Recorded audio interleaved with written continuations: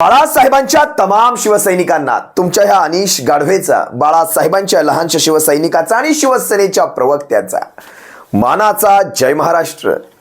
एव्हाना तुम्हा सर्वांना चांगलंच कळालं असेल आज अनिश दादा नेमका कुठल्या विषयावर बोलणार आहे. ते हे नातं आहे तुमचं माझं, हे नातं आहे तुमचं माझं. शिवसेना एक वादळ कुठलीही गोष्ट तुमच्यापासून सुटू देणार नाही यासाठी कटिबद्ध आहे. तुम्ही सर्वांनी शिवसेना एक वादळला सबस्क्राईब जरूर ठेवावं. आजच्या विषयाला सुरुवात करण्यापूर्वी शिवसैनिकांनो, या अंधभक्त पत्रकारांच्या टोळीचा मोहरक्या एव्हाना तुम्हाला कळालं असेल कोण आहे हा टोळीचा मोहरक्या. मुघॅम्बो, the one and only Bhau Torsekar. या अंधभक्त पत्रकारांच्या, या भाजपच्या पाळीव पत्रकारांच्या टोळीचा मोहरक्या, गोचिड पत्रकारितेच्या विचारांचा म्हटलं तरी वावगं ठरू नये, पाळीव पत्रकारांच्या टोळीचा मोहरक्या the one and only Bhau Torsekar यांच्या आजच्या व्हिडिओचं मी टायटल पाहून आलो. कारण मला पाहायचं होतं नेमकं पत्रकारांच्या बुडाखाली किती आग लागली आहे. सुप्रीम कोर्टाने सगळ्यांच्या बुडाखाली आग लावली, पण ह्या पत्रकारांच्या बुडाखाली किती लावले ते मला पाहायचं होतं. आणि भाऊ तोरसेकरांनी ती डेअरिंग केली. तोरसेकरांच्या व्हिडिओचं टायटल होतं ठाकरे जिंकतील सुद्धा, ठाकरे जिंकतील सुद्धा, पण त्याचा उपयोग काय होणार. भाऊ तोरसेकर, तुमच्या वयाचा मान ठेवतो, तुमच्या राजकारणातल्या अनुभवाचा मान ठेवतो, म्हणून तुम्हाला मी आवजाव घालत असतो. नाहीतर आमच्या लेखी तुमची किंमत अशी शून्य. ह्या भाऊ तोरसेकरांना सगळ्यात पहिलं एक सांगणं आहे, चला एक गोष्ट चांगली झाली की तुम्ही मान्य केलं ठाकरे जिंकतील सुद्धा. आलात ना, लाईनवर आलात ना. शिवसैनिकांनो, ही गोष्ट लक्षात घ्या, एक पाऊल विजयाकडे, एक पाऊल विजयाकडे, आणि एक एक पाऊल शिवसेना अशीच विजयाकडे जाणार आहे. भाऊ तोरसेकरांनी मान्य केलं की ठाकरे जिंकतील सुद्धा. अहो भाऊ तोरसेकर, ते ठाकरेंचं सोडून द्या. ठाकरे जिंकतील, हरतील, ठाकरेंचं काय होणार ते ठाकरेंचे शिवसैनिक बघून घेतील. तुम्ही अगोदर तुमच्या कमेंट्स, तुमच्या व्हिडिओच्या खालच्या कमेंट्स ऑन ठेवायचं. ते धारिष्ठ्य दाखवा, ते औदात्य दाखवा, ती हिंमत दाखवा, आणि त्यानंतर जगाला हे सल्ले द्या, फुटकळ सल्ले. ज्यांची अर्धी लाकडं म्हसनात गेली आहेत, ज्या माणसाची अर्धी लाकडं म्हसनात गेली आहेत, वैचारिक लाकडं तर केव्हाच गेली, त्याची राख रांगोळी झाली विचारांची, त्या माणसाने सल्ले देऊ नयेत. चला मी माझ्या विषयांवर येतो. नार्वेकराचा महाराष्ट्राच्या विधानसभा अध्यक्ष, माननीय लावू का?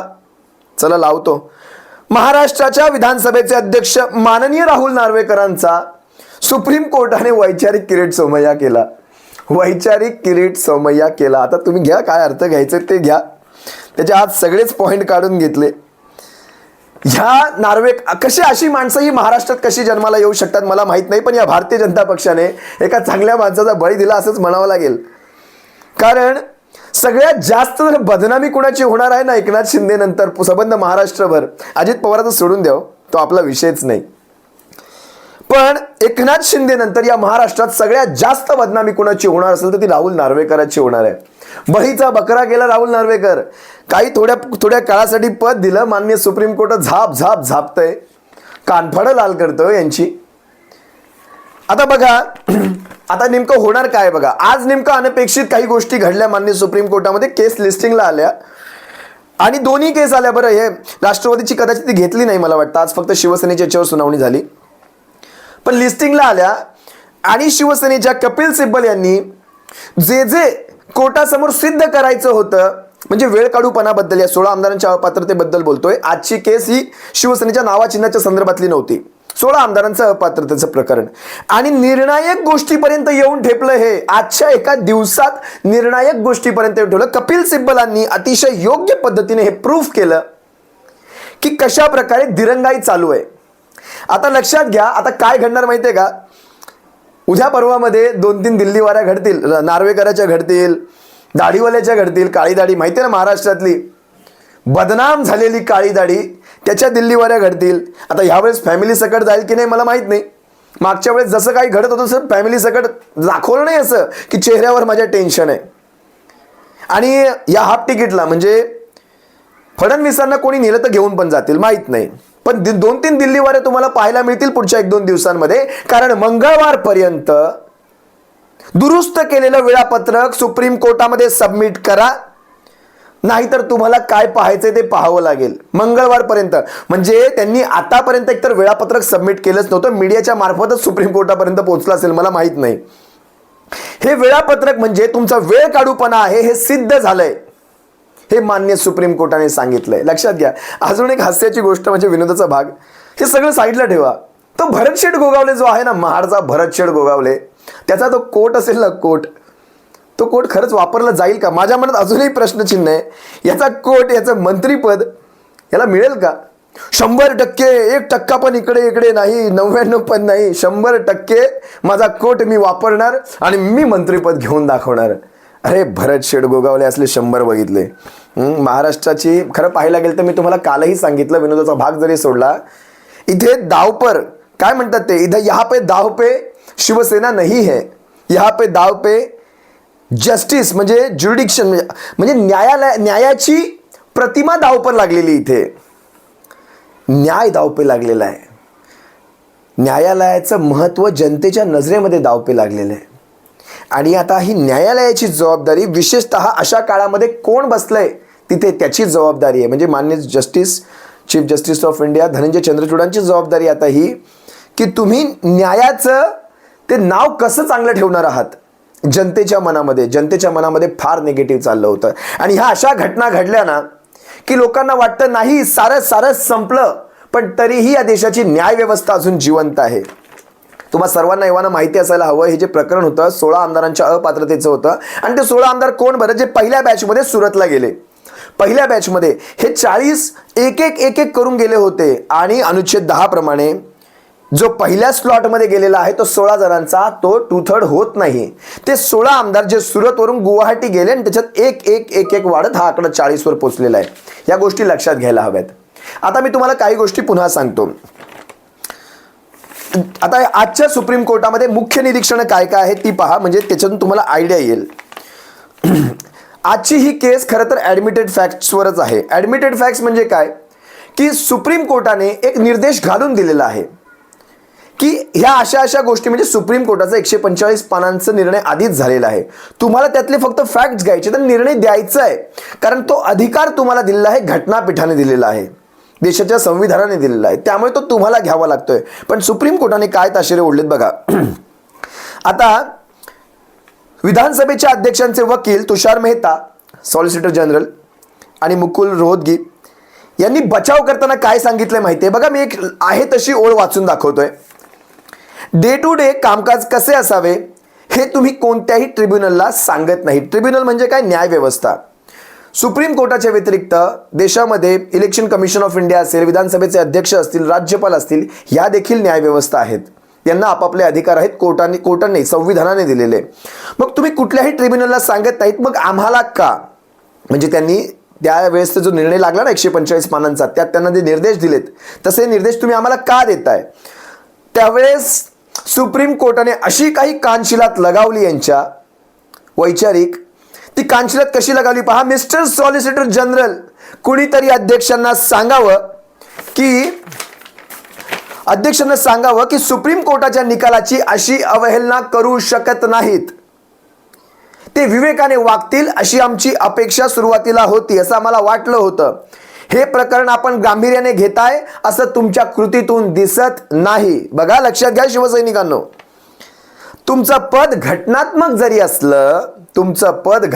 जरी असलं तरी आम्ही निर्णय देऊ शकतो. इथे काय काय घडलं माहिती आहे? एका वाक्यामध्ये तुमचा माज उतरवला गेला की सुप्रीम कोर्टाच्याही वरती आम्ही आहोत, हा तुमचा माज उतरवला गेला. त्यानंतर आम्ही कधीपर्यंतही निर्णय घेऊ शकतो. सुप्रीम कोर्टाने सांगितलं तुम्हाला मंगळवारपर्यंत त्याचं, म्हणजे तुम्हाला, आणि हे सगळं प्रकरण तुम्हाला 2 महिन्यात संपवायचंय. आता मंगळवारपर्यंत हे 2 महिन्याचं टाइम टेबल तुम्ही कसं बसवताय, तुम्ही बसवा.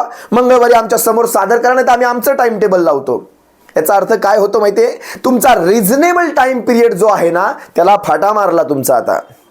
म्हणजे आणि त्यांची आणखी एक कंडिशन होती की पुढच्या निवडणुकांपर्यंत तुम्ही हे प्रकरण टांगवताय का? स्पष्टच विचारलं. तुम्हाला पुढच्या निवडणुकांच्या आधी हे प्रकरण मार्गी लावायचंय. म्हणजे 2024च्या आत यांना हे प्रकरण संपवावं लागणार. तुम्ही बघा, आता ऑक्टोबर, नोव्हेंबर, मे बी डिसेंबरच्या आतपर्यंत त्यांना हे प्रकरण जर नाही संपवलं तर माननीय सुप्रीम कोर्ट याचा एका दिवसात निकाल लावून टाकेल. हे देखील लक्षात ठेवावं. आणि निवडणुकांच्या आधी लागतंय हे फार बेस्ट झालं.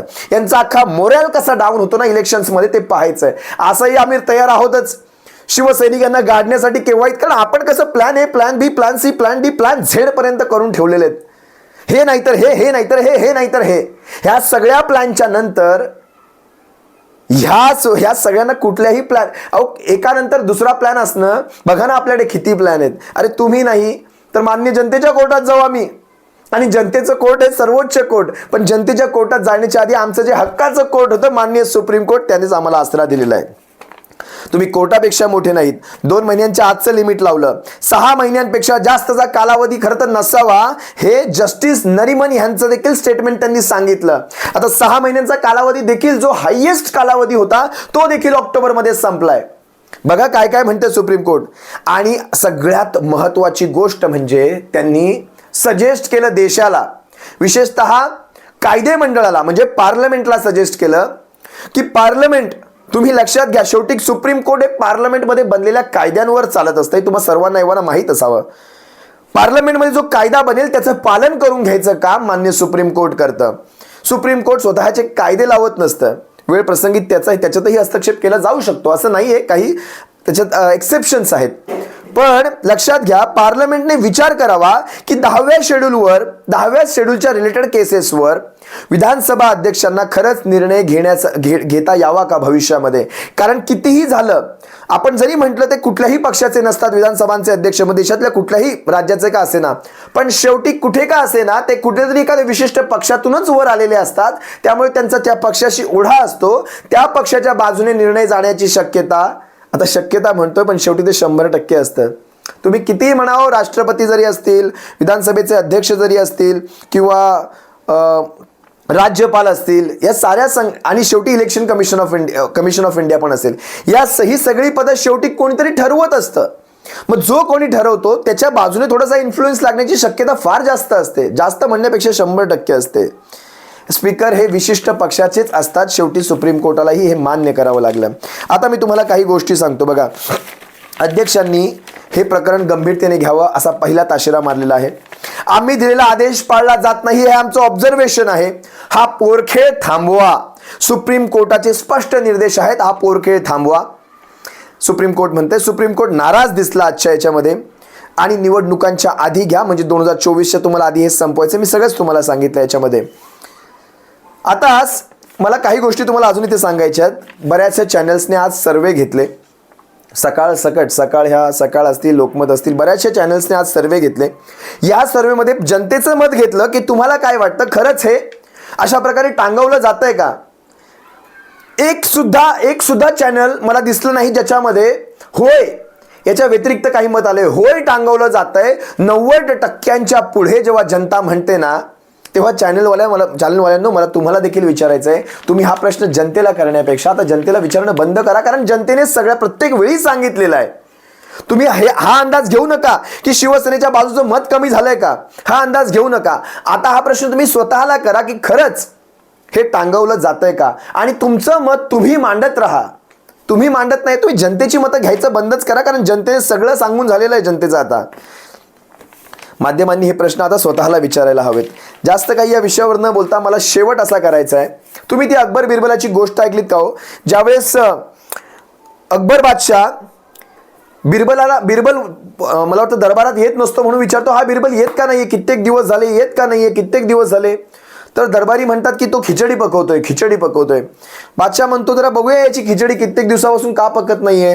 बादशाह घरी जातो तेव्हा पाहतो ही अशी उंच चूल, एकदम टोकावर त्याचे ते भांड, मला वाटतं समजा 200, 300, 400 फुटाची ती चूल असेल.